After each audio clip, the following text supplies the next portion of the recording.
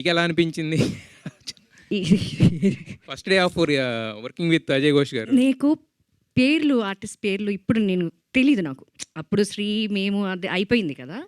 So, మనిషిని చూస్తే, ఆర్టిస్ట్‌ని చూస్తే గుర్తుపడతా. ఆయన రంగస్థలంలో చేశారు కదా! సో, నాకు పేరు తెలీదు. నాకు వచ్చి నరేట్ చేసినప్పుడు అజయ్ ఘోష్ గారు అంటే నాకు అజయ్ తెలుసు. The tall person. So, I thought he.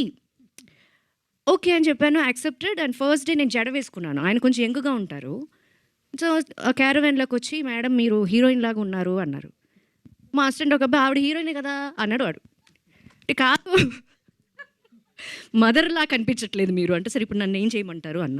వెనకాల ముడేసుకోండి అని. సరే, మనకి ఐఎమ్ ద డైరెక్టర్ పర్సన్, వాళ్ళకి ఏం కావాలో మనం ఇవ్వాలి.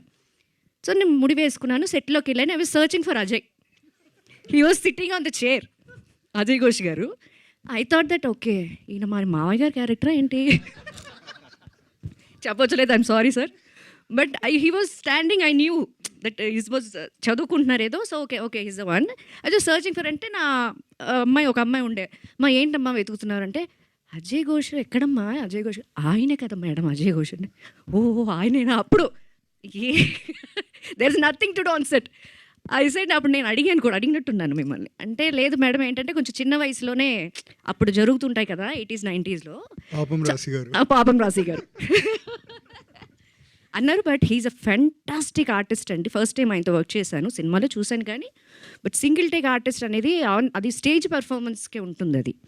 సో హీఈస్ అ హిలీరియస్ కామెడీ. ఆయన ఆన్ స్పాట్ అది ఆయనకి ఆయన డెవలప్ చేసుకోవడం అండ్ ఇంటరాక్ట్ అవ్వడం మా అబ్బాయి క్యారెక్టర్కి. ఇట్స్ ఆల్ ఒక ఆర్టిస్ట్కి అది వాళ్ళకి వాళ్ళే రావాలి. అండ్ డైరెక్టర్ గారు ఆల్సో మీరు ఇలా వేసుకునేది కూడా నాకు కావాలి.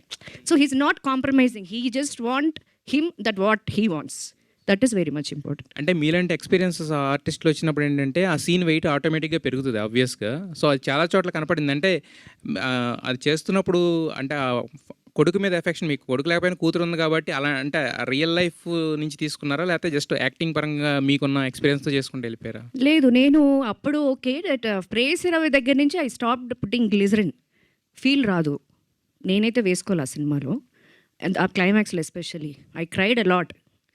సో అది ఎలా వస్తుందంటే, గ్లిజరిన్ వేసుకుంటే రాదేమో నా ఉద్దేశం. సో అది కనెక్ట్ అయిపోతాం క్యారెక్టర్కి, కట్టన వెంటనే వెళ్ళి బయటకు వచ్చేస్తాం. బట్ ఆన్ స్పాట్ ఆ డైలాగ్ చెప్పినప్పుడు మాట్లాడుతుండగా కంట్లో నీళ్ళు తిరగడం అనేది ఇంపార్టెంట్. కంట్లో నీళ్ళు పెట్టుకొని మనం మాట్లాడడం, వెన్ వీ ఫీల్ నో, మనం మాట్లాడుతుంటే అది వాటర్ వస్తుంది. సో అలా కనెక్ట్ అయ్యాను నేను. రియల్ లైఫ్కి అది కాదు కానీ, but as an artist I do. Payal గారు, అంటే ఇందాక వీడియో చూస్తూ